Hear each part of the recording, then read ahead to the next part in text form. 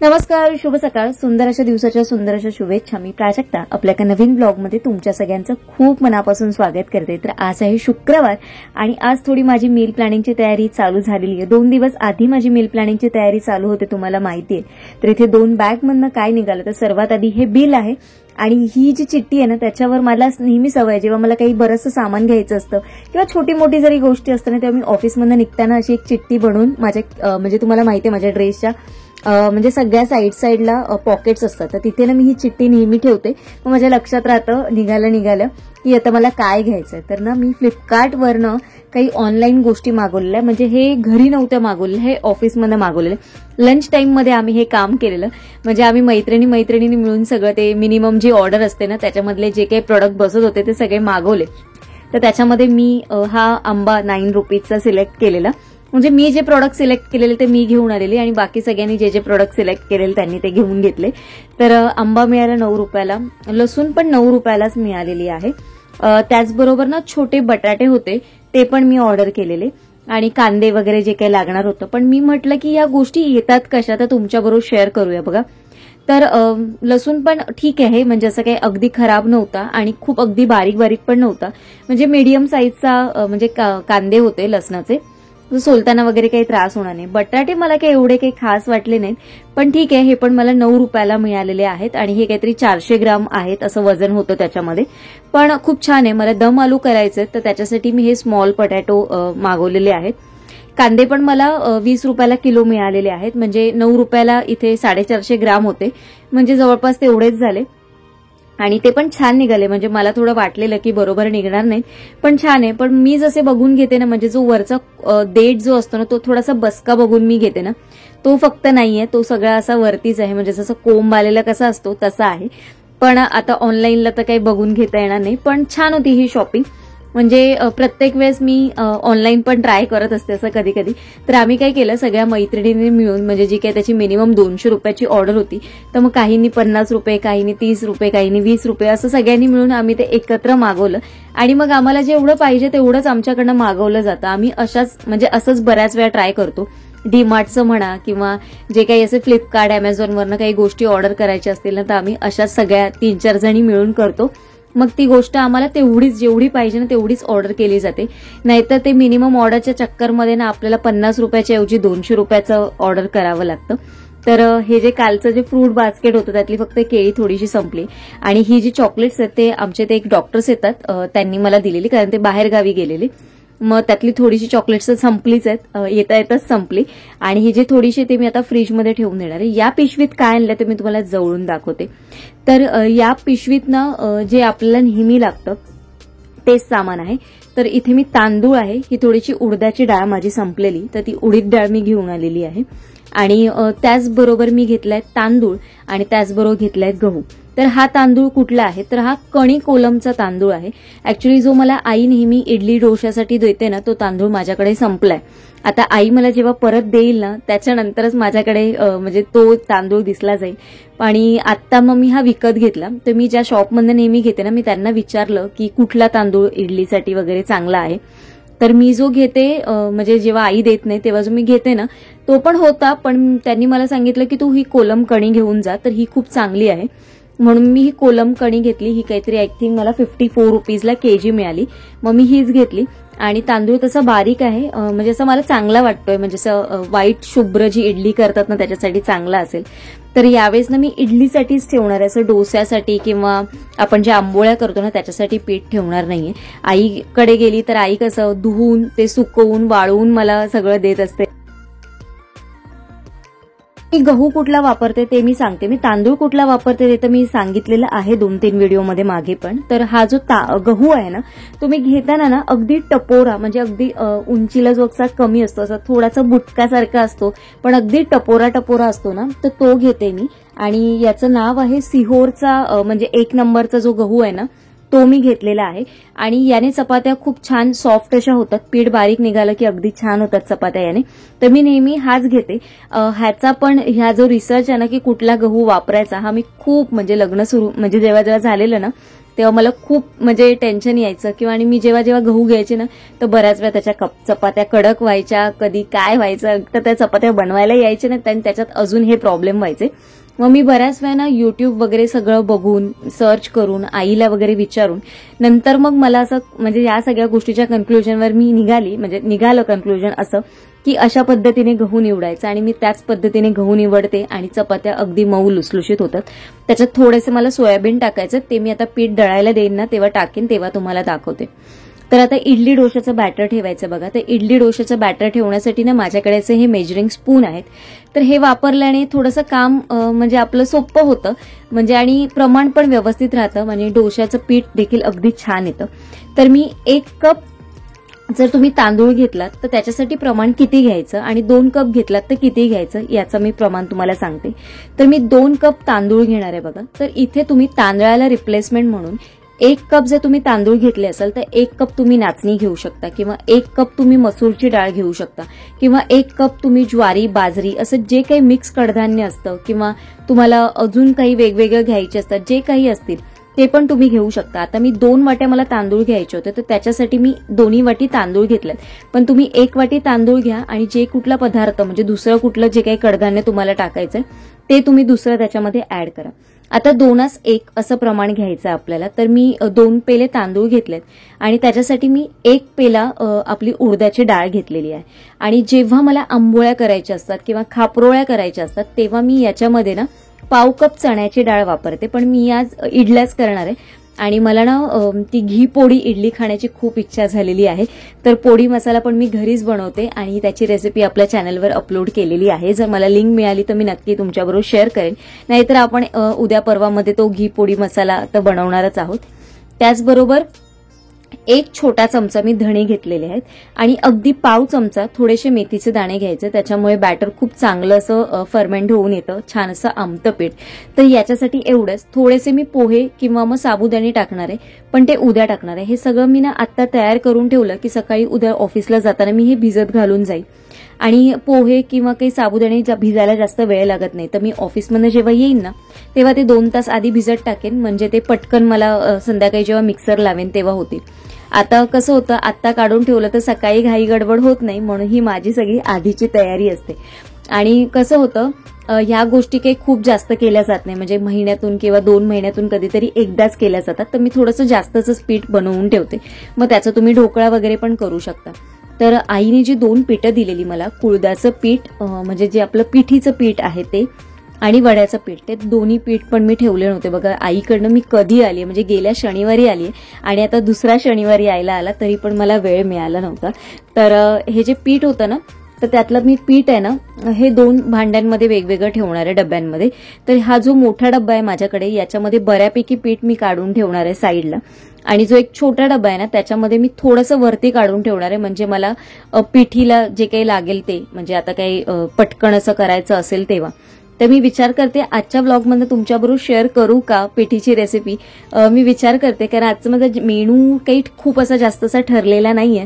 तर मी विचार करते की आज पिठीच करू आणि ती तुमच्याबरोबर शेअर करू. प्रत्येक जण पिठी करण्याची पद्धत वेगवेगळी आहे. तर बघा आणि पिठी काही आम्हाला 2 जणांना ना मोजून 1 चमचा टाकली ना तरी देखील भरपूर होते कारण ती पिठी अगदी घट्ट होत गेली ना किंवा ती खूप घट्ट होत जाते. त्याच्यामुळे ना एक चमचा आम्हाला खूप होते म्हणजे ही पिठी मला बरेच दिवस जाणारी आहे. त्याच्यामुळे ना जो व्यवस्थित म्हणजे सगळी एकाच ठिकाणी मी काढून ठेवली नाही. थोडीशी एका मोठ्या डब्यात आणि दुसरी एका छोट्याशा डब्यामध्ये मी भरून ठेवली म्हणजे ते मला बरं पडतं. आणि आई जेव्हा देते ना तेव्हा सगळ्या गोष्टी तिच्या व्यवस्थित अशा डबल पॅकिंग वगैरे करून ठेवलेल्या असतात. आता जर मला तांदूळ पण आईने दिले असते ना तर त्याच्यामध्ये व्यवस्थित तिने तिरफळं वगैरे टाकून वगैरे दिली असती म्हणजे तो तांदूळ माझ्याकडनं म्हणजे दुर्लक्ष जरी झालं किंवा मला वेळ मिळाला नाही भरून ठेवायला साईडला जरी राहिला ना तरी तो अजिबात खराब होणार नाही किंवा त्याच्यात टोका वगैरे काही पडणार नाही. वड्याचं पीठ मात्र असंच ठेवणार आहे. हे बघून आहे ना सचिनच्या तोंडाला ऑलरेडी पाणी सुटलेलं आहे आणि त्याने मला सांगितलंय की रविवारी तरी बनव तू वडे, बरेच दिवस नाही बनवले. तर आता हे म्हणून ना मी भरून ठेवत नाहीये. मी आता याचे रविवारी ऍक्च्युली थोडंसं पीठ माझ्याकडे ऑलरेडी पण आहे फ्रीजमध्ये तर ते मी पहिलं वापरेन आणि मग हे साईडला ठेवून देईन. तर असं होतं आजचं ही मील प्लॅनिंगची तयारी. तर आता मी भातासाठी कुकर लावून घेणार आहे आणि भाताचं कुकर लावणार आहे. आज करण्याच्या भाकऱ्या आणि त्याचबरोबर पिठी असा माझा मेनू ठरलेला आहे आणि त्याच याने मी तयारी करते बघा. आणि कटलेट म्हटलं आपण जे काही असेल ते शॅलो फ्राय करायला ठेवू, म्हणजे एका साईडला दोन्ही कामं होऊन जातील माझी, कारण पिठीला सारखं ढवळत राहावं लागतं. म्हणून मी भाताचं कुकर होता साईड बाय साईड जी प्रीतीताईंनी टिप दिलेली की तू एका साईडला फ्राय करायला शॅलो फ्राय करायला ठेवलंस तर त्याच्यासाठी आपल्याला बघायची गरज नाही लागत. साईड बाय साईड आपली कामं होत पण राहतात आणि टिक्की किंवा तुझी काही वडी भाजील ती फ्राय पण होत राहते. अशा तुमच्या ज्या ज्या छोट्या छोट्या कॉमेंट्स असतात ना, मला खूप म्हणजे प्रत्येक वेळेस ना व्लॉग शूट करताना आठवत असतात. आज ना जेव्हा मी कालचा व्लॉग शूट करत होती ना वाटपाची डाळ, तेव्हा मला श्वेताताईंची गोष्ट, म्हणजे तुम्हाला त्या गोष्टी पटत असतील माहिती नाही, पण मला त्या गोष्टींना त्या वेळेस ना मी त्या रिलेट करत असते. श्वेताताईंची कमेंट मला आठवली की त्यांच्या आजीची त्यांना आठवण झालेली की आणि त्यांची आजी अशाच पद्धतीने वाटपाची डाळ करायची. जेव्हा मी फुलं वगैरे दाखवते ना तेव्हा मला गिरिजांची आठवण नेहमी होते आणि त्याचबरोबर रेखाताईंची पण आठवण मला होतेच होते, कारण मला माझा देवघराची टूर एक त्यांच्याबरोबर शेअर करायची रेखाताईंसाठी. रेखाताई श्वेताताई खूप आधीपासनं, म्हणजे मला वाटतं जेव्हा माझा एक खूप जुना किचन क्लिनिंगचा व्हिडिओ व्हायरल गेलेला, जो माझा पहिलाच व्हिडिओ होता, आणि तेव्हापासून रेखाताईंच्या मला कमेंट येतात आणि जवळपास आता 1-1.5 वर्ष ऑलमोस्ट होत आलेलं आहे. श्वेताताई पण तेव्हापासून व्हिडिओ बघतायत, पण जेव्हा त्यांच्या ज्या कमेंट, म्हणजे ज्या काही जुन्या व्हिडिओला त्यांच्या रेग्युलर कमेंट्स असायच्या आणि त्या गोष्टींना मी ज्या वेळेस करते ना त्या वेळेस मी त्या खूप, म्हणजे प्रत्येक जणांच्या तुमच्या प्रत्येक कमेंटना मी त्या वेळेस रिलेट करत असते. ज्योतिताईंच्या म्हणा किंवा विजयाताईंच्या म्हणा, अशा ज्या मला, त्याचबरोबर शांभवी ती पण बऱ्याच वेळा मला म्हणजे अशा काही टिप्स वगैरे देत असते. प्रिया ज्या मला नेहमी म्हणजे ईच अँड एव्हरी व्हिडिओला प्रिया म्हणजे कमेंट देत असतात, म्हणजे माझ्या प्रत्येक गोष्टींसाठी त्यांच्याकडे सोल्युशन असतं आणि त्या नेहमी मला शेअर करत असतात. तर आज मला खूप छान वाटलं रेखाताई श्वेताताई तुम्ही कमेंट केलात, आन्सर दिलं, तर खूप बरं वाटलं. म्हणजे व्हिडिओ मार्फत जसं तुम्हाला माझं म्हणजे मी आहे किंवा मी काय करते हे सध्या कळत असतं ना, तसं कमेंट मार्फत पण मला तुमच्या सगळ्यांची खुशाली, तुम्ही कशा आहात किंवा तुमच्या रिप्लाय का नाही येत असं हे सगळं कळत असतं. आणि जे आपल्या नवीन फॅमिली मेंबर्स आहेत आणि ज्या काही जुन्या फॅमिली मेंबर्स आहेत त्यांच्यासाठी मला एक रिक्वेस्ट करायची अजून, की तुम्ही आपला व्हिडिओ कुठून बघताना मला म्हणजे नक्की कमेंट करून सांगा. म्हणजे मुंबईमधनं कुठून बघत असाल आणि जर मुंबईच्या बाहेरून म्हणजे महाराष्ट्रातनं तुम्ही बघत असाल तर तो कुठून बघत असाल तर प्लीज आजच्या व्हिडिओ खाली नक्की कमेंट करा, कारण आपले जवळपासनं बरेच आता नवीन फॅमिली मेंबर्स ऍड झालेत आणि मला बरेच जण कधी ट्रेनमध्ये भेटतात, कधी दादर मार्केटमध्ये भेटतात, इव्हन आमच्या बिल्डिंगच्या खाली पण एक जणी भेटलेला. पण मला खरंच म्हणजे कधी कळतच नाही की आपला व्हिडिओ कुठपर्यंत पोहोचतो आणि काहीच याचा अंदाजा नसतो. तर मला पण असं वाटतं की जशा तुम्ही मला ओळखता तसं मला पण तुम्हाला ओळखायचं आहे. तर जेव्हा आपण कमेंट मार्फत इंटरॅक्ट करतो ना तेव्हा आपलं पण एक अजून छान बॉन्डिंग तयार होतं.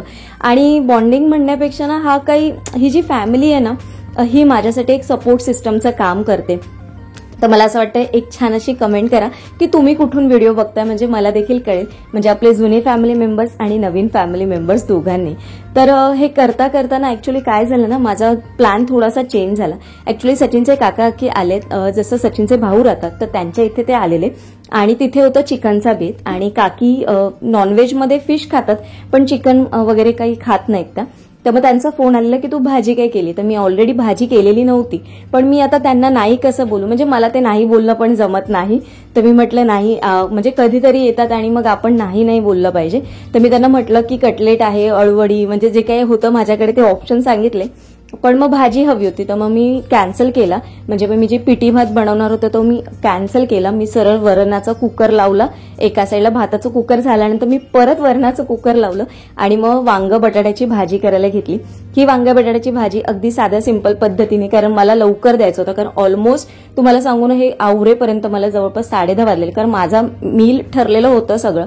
आणि आज मला ऑफिसमधनं यायला पण उशीर झालेला, कारण आम्ही बाहेर गेलेलो, म्हणजे येताच ऑफिसमधनं येतानाच, म्हणजे संध्याकाळी मी दादरला उतरले तर सचिन आलेला मला घ्यायला आणि मग आम्ही थोडंसं बाहेर जायचं झालं आणि मला घरी यायलाच 8 वाजले. त्याच्यानंतर मला सगळं आवरेपर्यंत 9 वाजले आणि 9 वाजता मी सगळं व्लॉगला शूट करायला सुरुवात केलेली.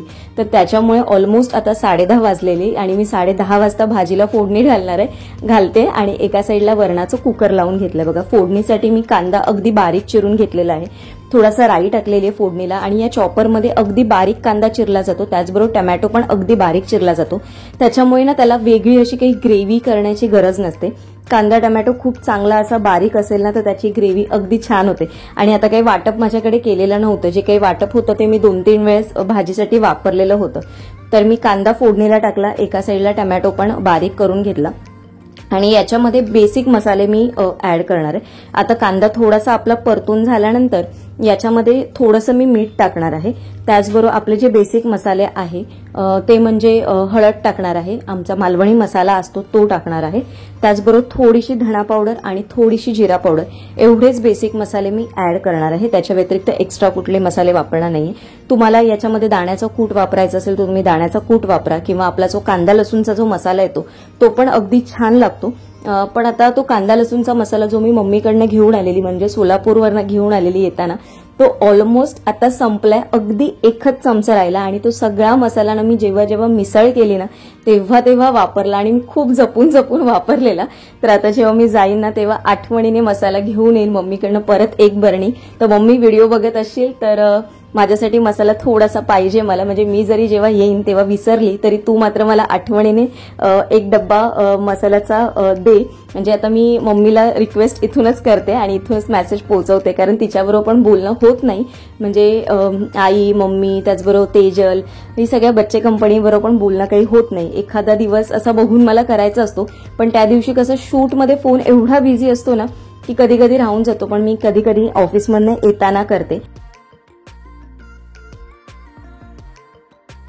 तर आज फ्रायडे आहे आणि उद्या सॅटर्डे असणार आहे. तर उद्या मला ऑफिसमधनं येताना आरती मॅमशी बोलायचं आहे. तर आरती मॅम बरोबर पण माझा कॉन्टॅक्ट असाच आपल्या युट्यूब फॅमिलीमधनंच झालेला आहे आणि खूप छान वाटतं. आणि आता जेव्हापासून मी त्यांच्याबरोबर फोनवर बोलायला लागले ना तर मला ना त्या दिवसाची पण उत्सुकता असते की आठवड्याभराच्या गप्पा असतात ज्या त्यांच्याबरोबर शेअर करायच्या असतात आणि खूप छान वाटतं मला पण त्यांच्याबरोबर बोलून, म्हणजे अगदी जवळचं. आणि मला ना गप्पा मारायला खूप आवडतात. मी अगदी सहज मिक्स होऊन जाते सगळ्यांमध्ये आणि त्यांची पण आता फोनची मला एवढी सवय झाली ना की मी पण वाट बघते की अरे हा आला, उद्या शनिवार येतो. तर आज मला त्या गोष्टीची एक्साइटमेंट आहे की मला उद्या त्यांच्याबरोबर बोलायचं आहे. कारण गेल्या शनिवारी पण माझं काही बोलणं झालं नव्हतं, कारण मी पिकनिकला गेलेली. आणि आरती मॅम पण रोज व्हिडिओ बघतात आणि रोजच्या कमेंट्स देखील असतात त्यांच्या. तर आज मला त्यांच्याबरोबर बोलता म्हणजे ती एक्साइटमेंट आहे मला की उद्या त्यांच्याबरोबर बोलायचं. बोलता बोलता माझी सगळी कामं झाली आहेत बघा. भाजी तयार झाली, मी आता एका डब्यामध्ये भाजी भरून मी आता देते. आणि माझी आई नेहमी म्हणते की गॅसवरचा पदार्थ कधी डायरेक्ट डब्यामध्ये वगैरे काढायचा नाही. जो तू खाली घे त्याच्यामध्ये म्हणजे तो जमिनीला टेकव, म्हणजे किंवा खाली लाव आणि त्याच्यानंतरच मग तो डब्यात घ्यायचा किंवा मग खायच्या प्लेटमध्ये घ्यायचा. आता तिची शास्त्र अशी बरीच असतात पण ती मी नेहमी फॉलो करत असते आणि ती पण मला बऱ्याचशा अशा काही गोष्टी ज्या तिच्या बोलण्यातनं येत असतात ना तर नेहमी मी लक्षात ठेवूनच सगळ्या गोष्टी करत असते. तर चला आजचा व्हिडिओ मी याच नोटवर एंड करते. आता बाकीचं सगळं माझं आवरलंय, फक्त एक काम बाकी आहे ते म्हणजे ड्रेनेज मला सिंकमध्ये टाकायचं, कारण माझ्या मते महिना झालाय मी नाही टाकलंय आणि कालपासून मला थोडंसं पाणी असं वाटतंय हळूहळू जातंय. तर जास्त वाट न बघता, कारण मग एकदम प्रॉब्लेम होईल. तर आता सगळी कामं झाल्यानंतर आता मी हे टाकून घेईन मग झालं. तर आजचा व्हिडिओ तुम्हाला कसा वाटला मला नक्की कमेंट करून सांगा. आणि कालच्या व्हिडिओला जशा कमेंट केल्या छान छान अशा आणि मला एनर्जी दिली एका नवीन व्हिडिओसाठी, तशीच आजच्या व्हिडिओला देखील कमेंट करा, तुमचे सजेशन्स द्या. म्हणजे सोमवारसाठी, म्हणजे हा तर व्हिडिओ तुम्हाला उद्या बघायला मिळेल, शनिवारी रविवारी आपला व्हिडिओ येत नाही. सोमवारसाठी नवीन काहीतरी घेऊन येण्यासाठी मला एक छान अशी एनर्जी मिळेल तुमच्याकडनं. आणि ही एनर्जी मला मिळण्यासाठी अशा छान छान कमेंट करत राहा नेहमी. तुमचं प्रेम, तुमचं सपोर्ट असंच तुमच्या कमेंट मार्फत माझ्यापर्यंत पोहोचवा. उद्या एका छानशा ब्लॉगमध्ये भेटते. तोपर्यंत सगळ्यांना Shri Swami Samarth. Bye bye and take care.